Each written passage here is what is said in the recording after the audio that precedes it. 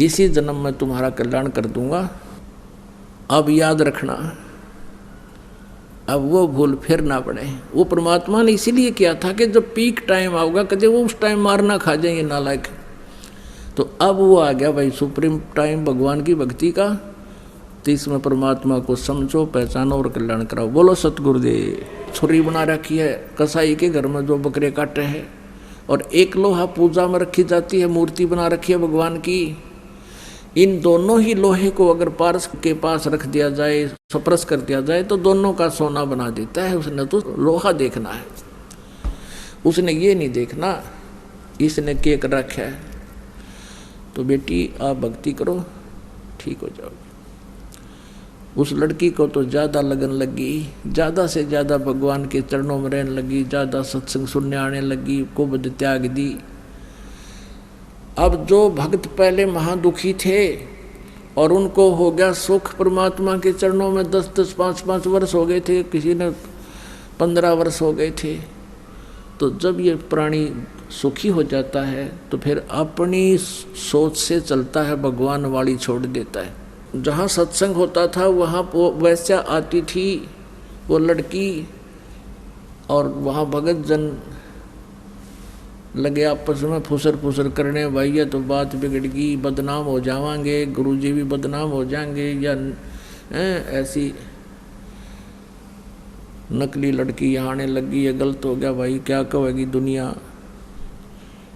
और उस लड़की को भी धमकाने लग गया कि यहाँ मत आकर तुम बेइज्जती करावेगी, ये है वो है। वो फिर कैसे हटा, उसको तो पता लग गया कि अब मेरा जीवन परमात्मा के चरणों के अतिरिक्त कहीं नहीं सुरक्षित, और मेरा तो कर्म बिगड़ गए। परमेश्वर कबीर जी से कहा, भगवान अब मैं कहाँ जाऊँ, रोने लगी बुरी तरह। कहा, बेटी क्या बात है कि कुछ भक्त मुझे यहाँ आने से मना करते हैं, कहते हैं तू बदनाम औरत है, गुरुजी को बदनाम करेगी, ये करेगी। तो परमात्मा ने सत्संग के माध्यम से बहुत प्रकार से समझाने की चेष्टा की कि भाई कोष्टी होवे संत बंदगी कीजिए, हो वैसा के विश्वास चरण चित दीजिए। यदि कोई भक्त का कोड भी लाग रहा हो या कोई और महाकष्ट हो, उसे नफरत ना करना, क्योंकि वो भक्त है। और इसी प्रकार यदि वैसा को भी भगवान का विश्वास है, वो भक्ति करने लगी है, तो उसको भी आदर की दृष्टि से देखना, उसे नफरत ना करना। बहुत से उदाहरण भी दिए, लेकिन हम ढीठ हो जाते हैं, अपनी बुद्धि को ऊपर ही रखते हैं। और यही कारण था कि हम सुखी होने के कारण परमात्मा के शिष्य बन गए, हमने उस भगवान को पहचाना नहीं। फिर परमात्मा ने पता चला कि ये देख लेता हूँ, ये 64 लाख का टोल इकट्ठा हो गया, इनको मुझ पर विश्वास भी है, या वैसे ही ये झुंड का झुंड इकट्ठा हो गया, क्या ये मुझे भगवान भी मानते हैं या केवल अपने सुख प्राप्ति के लिए ही मेरे साथ घूम रहे हैं। और जब तक कहते हैं गुरु मानुष कर जानते, ते नर कहिए अंधे, ओह दुखी संसार में आगे यम के फंदे। अब वो परमात्मा क्या करते, उस लड़की के घर पर चले जाते, अगले बेटी यहाँ तो कोई मना ना करेगा तुझे, और वहाँ बैठ जाते आंगन में, चारपाई पर बैठ जाते, लड़की जमीन पर बैठ जाती, उसके दोनों गोडों पर पैर रख लेते परमात्मा, और गेट सामने वाला खुला छोड़ देते जो गली वाला था, और वो लड़की पैर दबाती, परमात्मा चारपाई पर बैठ जाते। अब वहाँ आस पास के व्यक्ति जाकर उनके चेला ने बताते कि देखो सारे गुरु वैसा के घर बैठे हैं, देखो किस अतिथि में। वो चेलों को देखा देखी वो लागे, फिर और ज़्यादा ही फुसर फुसर होने लगी, भाई बात तो बिगड़ेगी या क्या होगी, कैसा हो गया। फिर परमात्मा कबीर जी ने सोचा कि ला एक कब सुर सुर सुर कहला सुसरी कह दूँ। उन्होंने एक हाथी किराए पर ले लिया, और अपना एक साथी था उनका शिष्य रविदास जी, वो ज़्यादातर इकट्ठे रहते थे। रविदास जी को परमात्मा पर ज़्यादा विश्वास था। एक हाथी लिया किराए पर, और उस लड़की से कहा, बेटी तू मेरे साथ पूरे श्रृंगार करके और कल मेरे साथ आना, मेरे साथ चलना तूने। वो लड़की कहने लगी, पिताजी जैसे आप आज्ञा दोगे, ये आपका, आप ही की बेटी, आप ही का शरीर है। रविदास जी से कहा कि तू मेरा ड्राइवर बन जाना और चलो कल सैर सपट्टा करते हैं। एक बोतल में गंगाजल भर लिया सफ़ेद, और हाथी पर बीच में तो बैठ गए कबीर जी, पाछा बिठा ली वह लड़की वैश्या जो सुप्रसिद्ध थी, सब जाने थे लोग काशी के, और आगे रविदास जी ड्राइवर हो गया हाथी के। और लड़की के ऐसे कंधे पे हाथ रख के और वो गंगाजल पियो, इन्हों जैसे शराब पिया करता आदमी, और इन्हों झूठ रहे परमात्मा। और हाथी स्टार्ट कर दिया, मेन बाजार में काट दिया। अब जो सा भी देखे, यो कौन है, जुल्म कर दिए, बस हरे आम वैश्यावर्ती शुरू होगी। कौन है यो? काशी वा, वो कबीर है, दानक दुल्हा। और वो जो चेले थे वो बाजार में भी बहुत गणे थे, उनको बुलाओ, उनके दूसरे दुकानदार कि आजा दिखाऊंगा तुम्हारे गुरुजी के करतूत। अब वो देखे चेला, लोग मैं तो एक दिन गया था बस, मैं कभी नहीं जाया करता। दूसरे को लाए बुला के, बोला मुझे तो रघबीर ले गया था एक दिन, मैं तो को नहीं वहाँ नहीं जाता था, अब छोड़ रखे हमने। ऐसे कहते हैं वो 64 लाख के 64 लाख परमात्मा से दूर हो गए।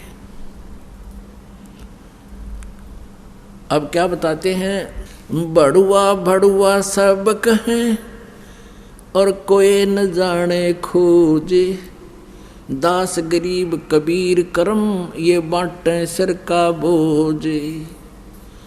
अब सब लोग तो भड़ुआ है, नीच है, ऐसा है, गंदे कर्म करता है, देखो शराब पी रहा सरेआम, इसको पता भी नहीं तू कहाँ घूम रहा है।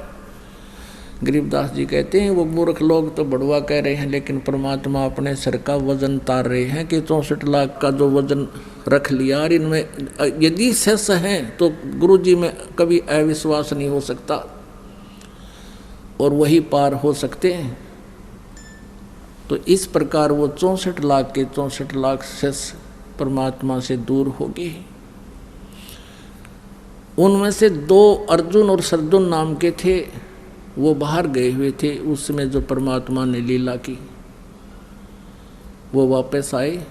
शिष्यों ने कहा, भाई गुरु जी ने तो सारा काम बिगाड़ दिया, भाई गुरु जी तो शराब पीने लग गए और ऐसे ऐसे सारी कहानी बताई। तो वो कहने लगे, रे तुम्हारी जबान कट जाएगी, ऐसा मत बोलो, हम जानते हैं उनको, तुम समझे नहीं हो। अब 1, 2, 20, 30, 50, 100, 1000, लाख आदमी एक बात कहे, कह रहे तो हम सच्ची कहें, हमने आख्या देखा। तो वो भी डगमग हो गए, कहने लगे तू देख लिया श्याम ने उस वैश्या के घर बैठे पाऊंगी। वो दोनों शाम को गए तो परमात्मा ने उनकी भी वो रह रहे थे पिछोड़ मारनी, वही पोजीशन उस दिन बना ली, बेटी सामने बैठी। तब अर्जुन सरदन भी नो कहने लगे, गुरु जी यहाँ ना बैठा करो तुम, ये तो एक बदनाम औरत का घर है। तब परमात्मा ने कहा, अर्जुन सरदन तुम मेरे शिष्य नहीं मेरे गुरु बन गए, क्यों मुझे सलाह देने लगे, भाग जाओ यहाँ से। सतगुरु यहाँ ना बैठियो, ये द्वारा है नीच, अर्जुन सरजुन ठाहरे सतगुरु की प्रतीत। ऊंच नीच में हम रहें ये हाड चाम की दे, अर्जुन सरजुन समझियो तुम करियो शब्द सने। अरे बोले आदमी, हम तो सब जगह व्यापक हैं, हमें पता है ये क्या सांग है, ये हमारा बना हुआ हाड और मांस है, तुम अपनी भक्ति कर दो, नाम दे रखा, कल्याण करवा लो चुप करके। फिर उनके बात समझ में आ गई कि तुमने तो गलत कर दिया। फिर चरण पकड़ लिए, प्रभु हमें अक्षमा कर दो। परमात्मा बोले, बेटा अब तुम्हारे अंदर वो बात नहीं रह सकती जो पहले थी, तुम्हें दोष आ चुका है और ये दोष नहीं आना चाहिए। कि अब तुम मुझसे दोबारा उपदेश भी ले लोगे, तुम पार नहीं हो सकते। तो इस बात से वह बहुत दुखी हो गए। हे भगवान, फिर पता नहीं कब मनुष्य जीवन मिलेगा। बुरी तरह रोने लगे, न टक्कर मारने लगे मालिक के चरणों में, ज़मीन पर, कि हमारा क्या होगा, फिर ना जाने कब जन्म होगा, कब आप जैसे महापुरुष मिलेंगे। तब परमात्मा ने कहा जब वो छक कर दुखी हो लिए सच्ची आत्मा से माफ़ी मांगने लगे तो कहने लगे भाई इसी जन्म में तुम्हारा कल्याण कर दूंगा, लेकिन मैं फिर कभी फिर आऊँगा दोबारा और फिर मैं अपने किसी हंस को उपदेश देकर जाऊँगा, उससे तुम नाम लेना जब कल्याण होगा। तो गरीबदास साहिब जी को मिले परमात्मा, कबीर जी उनको उपदेश दिया, अपनी महिमा से परिचित कराया और उनको नाम देने का आदेश दिया। उनसे उपदेश लेकर फिर अर्जुन सर्जुन का कल्याण हुआ और बाकी 64 लाख परमात्मा से विमुख हो गए थे, लेकिन वो चार्ज कर गए थे आपकी बैटरी उस समय, उसी से आपको अब मनुष्य जीवन मिलता हुआ आ रहा है। आज फिर आपको ढूंढ रहे हैं और आप परमात्मा को पहचान रहे हो, आपका अब कल्याण होगा। अब उन फाउल पॉइंटों को जो पहले हम गलतियां कर चुके हैं अब याद रखना, अब वो भूल फिर ना पड़े। वो परमात्मा ने इसीलिए किया था कि जब पीक टाइम आऊगा कदे वो उस टाइम मारना खा जाएंगे नालायक।